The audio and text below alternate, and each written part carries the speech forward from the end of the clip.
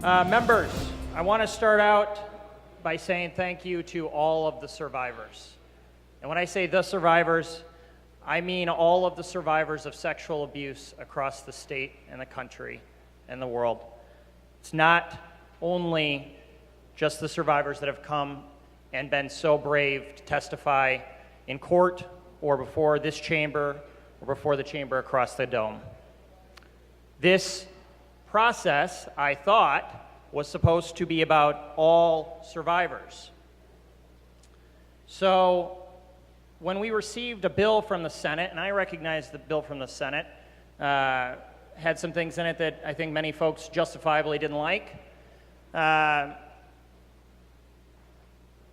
thought we'd actually have a good conversation about all survivors. I was excited about having that conversation because this is a very important issue.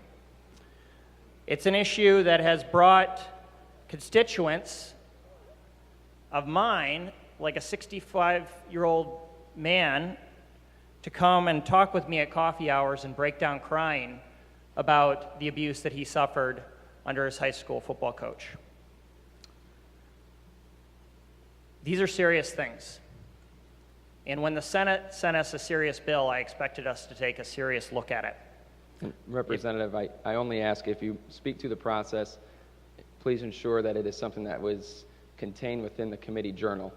Otherwise, please keep your comments confined to the merits of this bill. Okay. So we've had a lot of conversations about winners and losers around here. And oftentimes, when there are bills that come up, this is a phrase that's used. And I want you to think about that in the context of this, because I'm not interested in picking winners and losers when it comes to victims of sexual assault.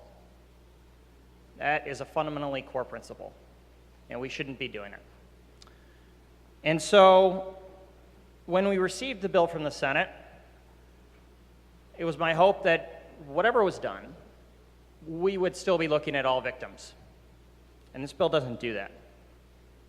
And that really, when I heard about that from our minority vice chair, I was really rattled. I think probably more rattled than I've been about any piece of legislation before this chamber. And I have thought about it immensely over the last 48 hours.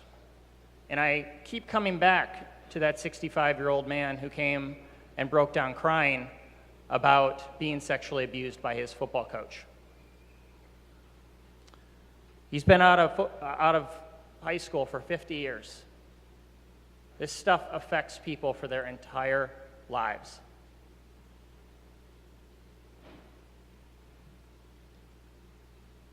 This bill is supposed to be, we as a chamber, as a legislature, are supposed to be about all people. And even if we disagree on philosophical ideology or policy, I love having those fights. That's what I came here for. But this bill is not about all people. It's only about certain people in a certain period of time who are assaulted by a physician. What about all of the young people who have been assaulted by their parents or relatives? The number one abuser are parents and relatives. What about coaches who have abused people? What about priests, as my colleague from Auburn Hills described earlier?